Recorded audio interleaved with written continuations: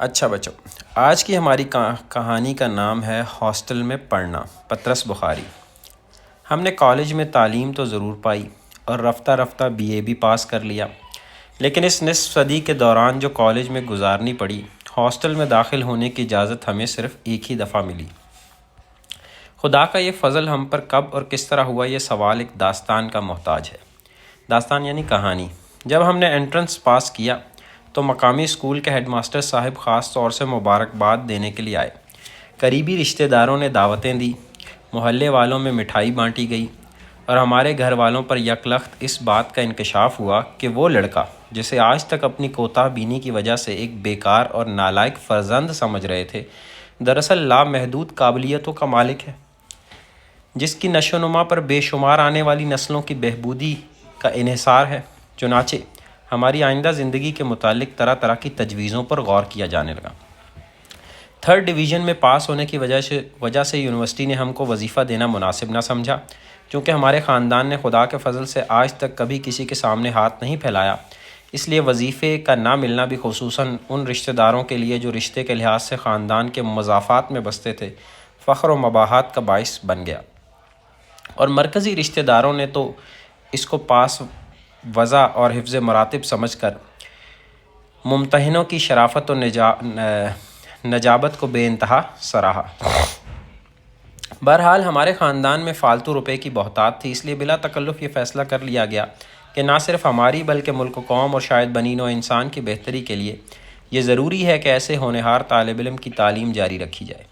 اس بارے میں ہم سے بھی مشورہ لیا گیا۔ عمر بھر میں اس سے پہلے ہمارے کسی معاملے میں ہم سے رائے طلب نہ کی گئی تھی، لیکن اب تو حالات بہت مختلف تھے۔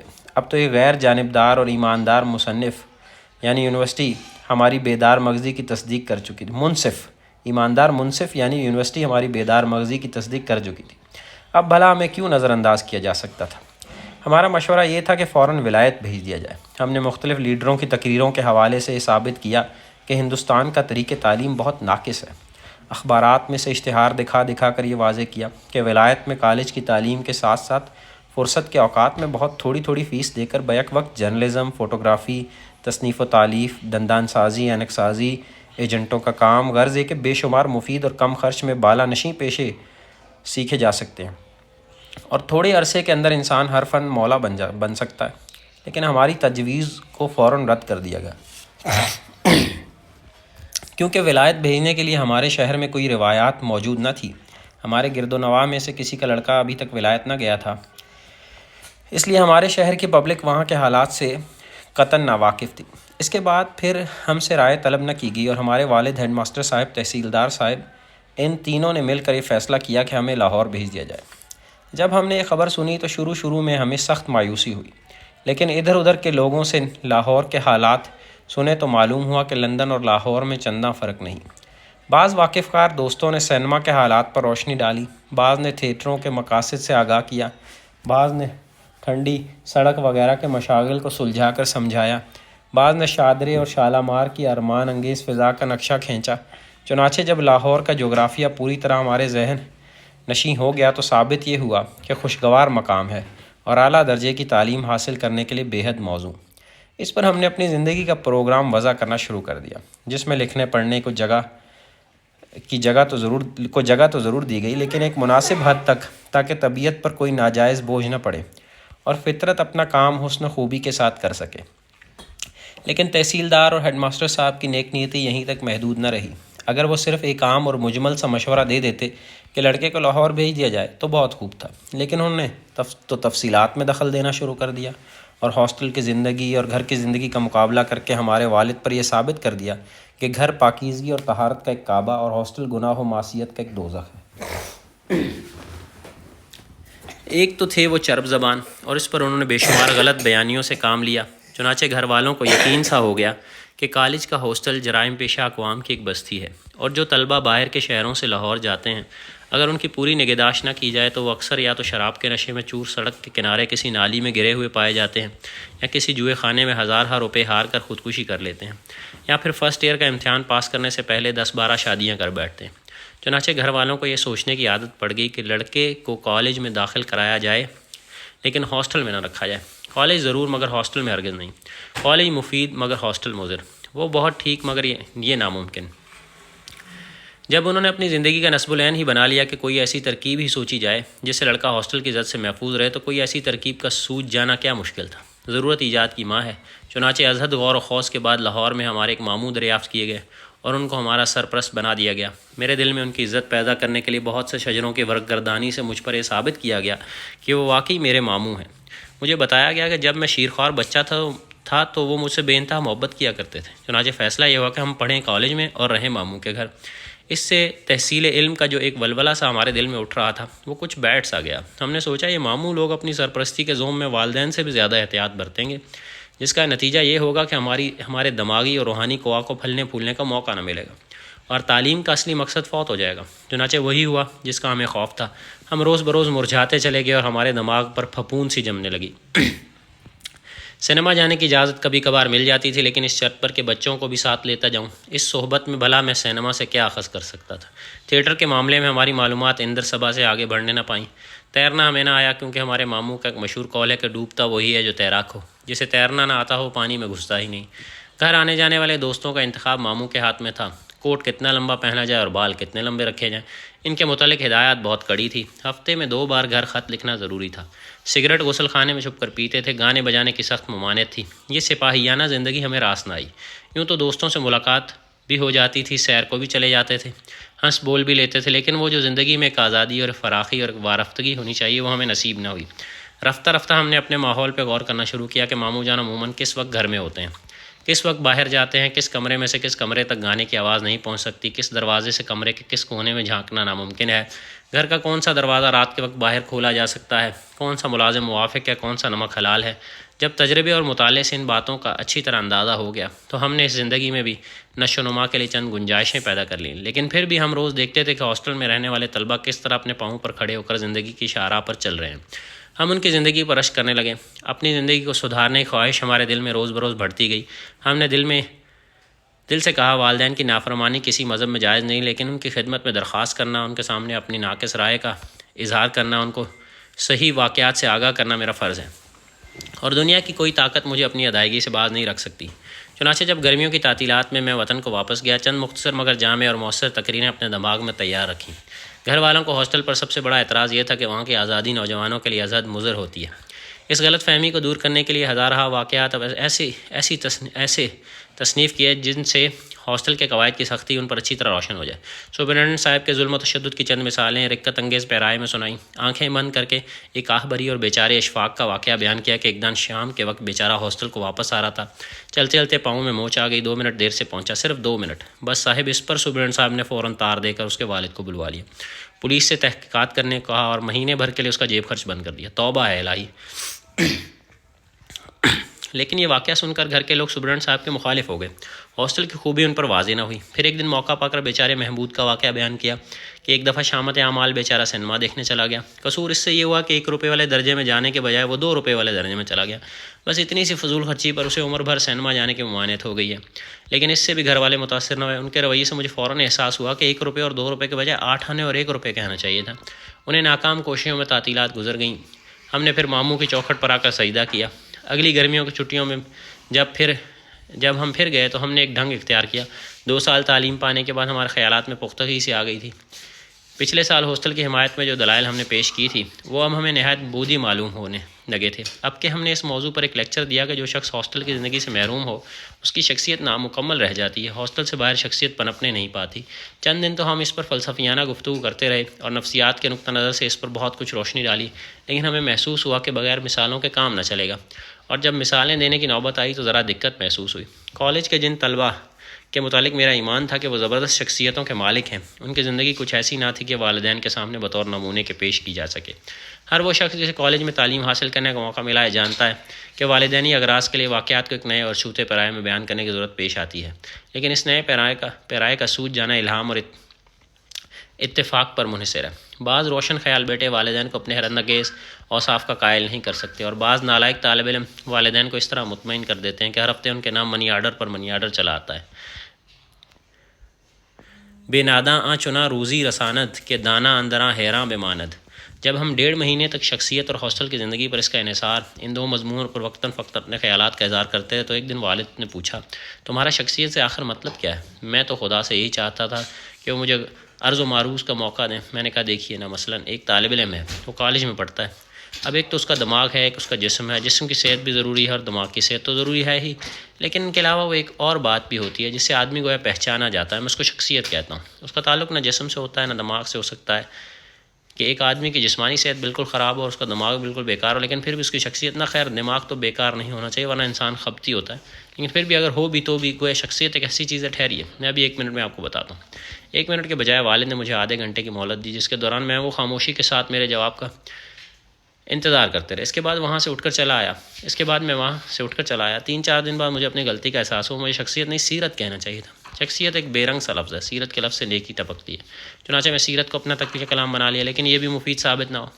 والد کہنے لگے کیا سیرت سے تمہارا مطلب چال چلن ہے کچھ اور؟ میں نے کہا کہ چال چلن ہی کہہ لیجیے، تو گیا دماغی اور جسمانی صحت کے علاوہ چال چلن بھی اچھا ہونا چاہیے۔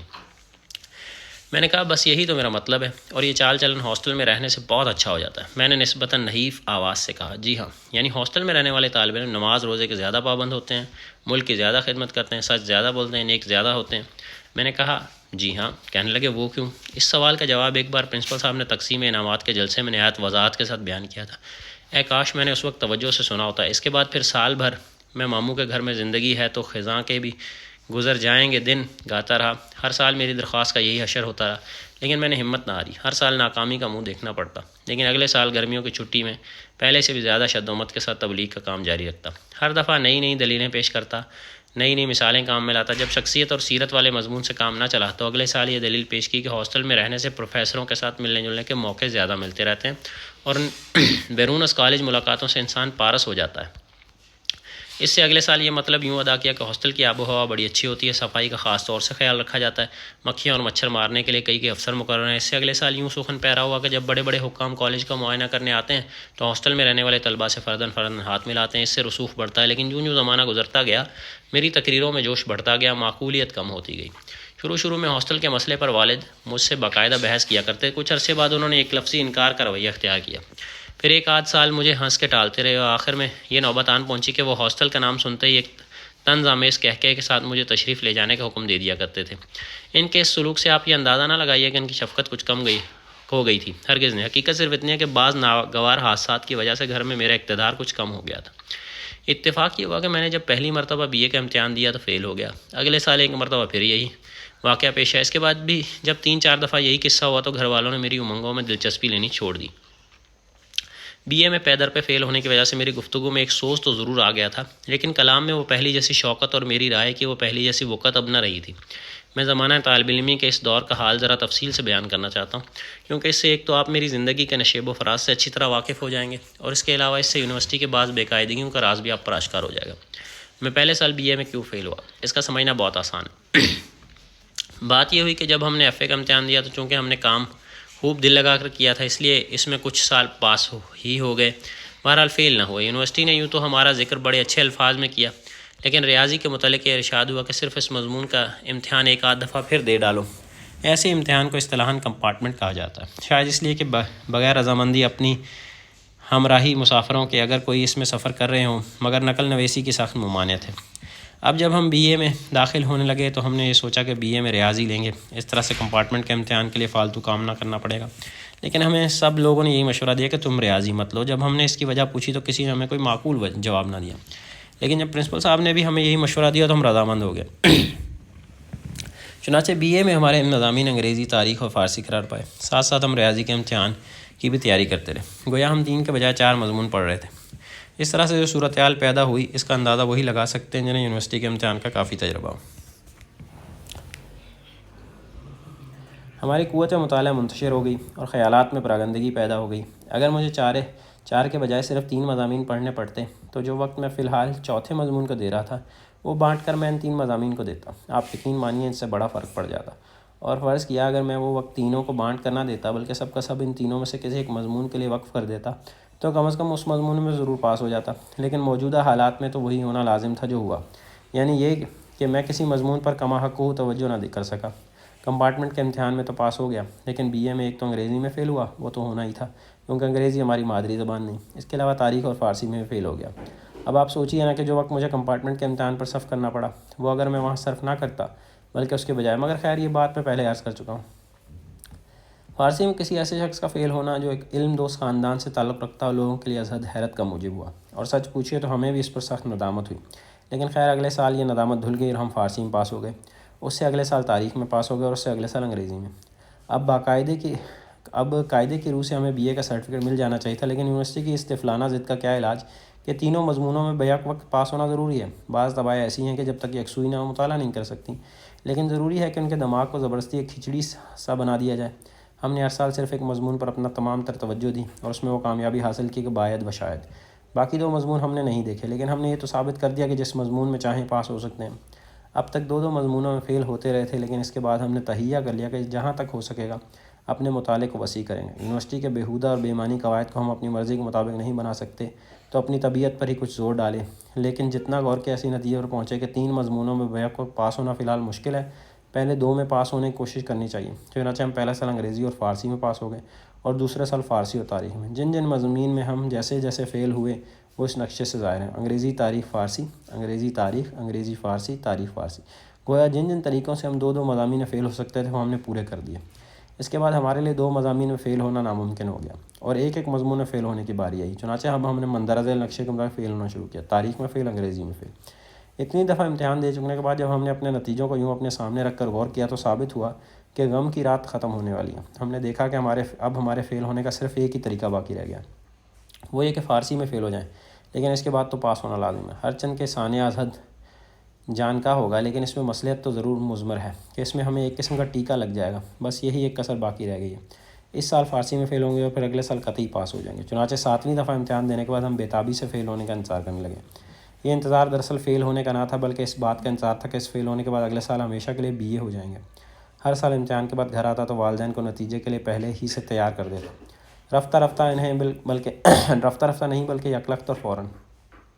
رفتہ تیار کرنے سے خواہ وقت ضائع ہوتا ہے اور پریشانی مفت میں طول کھینچتی ہے۔ ہمارا قاعدہ یہ تھا کہ جاتے ہی کہہ دیا کرتے تھے کہ اس سال تو کم از کم پاس نہیں ہو سکتے۔ والدین کو اکثر یقین نہ آتا ہے، ایسے موقعوں پر طبیعت کو بڑی الجھن ہوتی ہے۔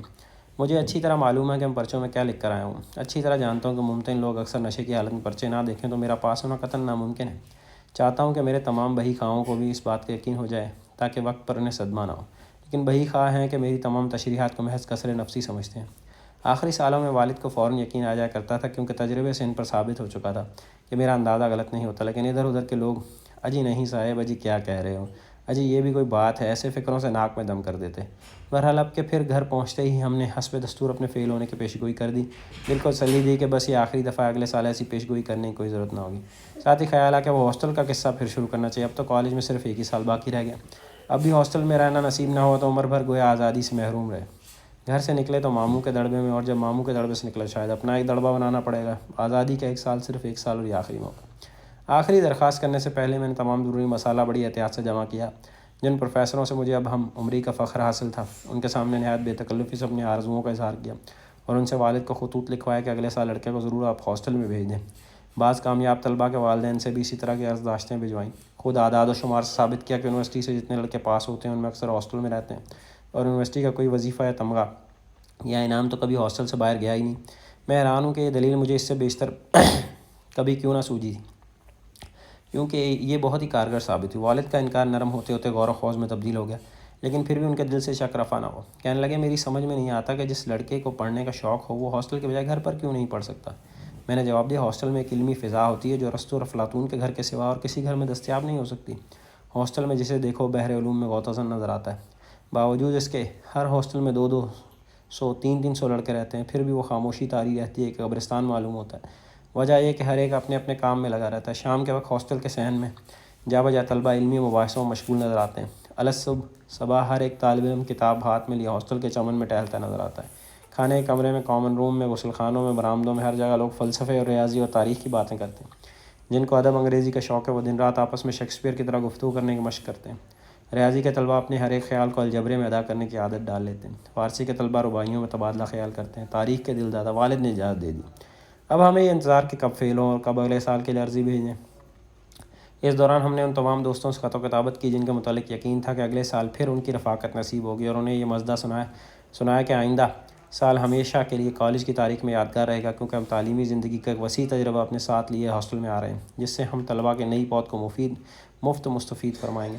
اپنے ذہن میں ہم نے ہاسٹل میں اپنی حیثیت ایک مادر مہربان کی سی سوچ لی، جس کے ارد گرد ناتجربہ کار طلباء مرغی کے بچوں کی طرح بھاگتے پھریں گے۔ سپرنٹنڈنٹ صاحب کو، جو کسی زمانے میں ہمارے ہم جماعت رہ چکے تھے، لکھ بھیجا کہ جب ہم ہاسٹل میں آئیں گے تو فلاں مراعات کی توقع آپ سے رکھیں گے اور فلاں قواعد سے اپنے آپ کو مستثنیٰ سمجھیں گے، اطلاع عرض ہے۔ اور یہ سب کچھ کر چکنے کے بعد ہماری بدنصیبی دیکھیے کہ جب نتیجہ نکلا تو ہم پاس ہو گئے۔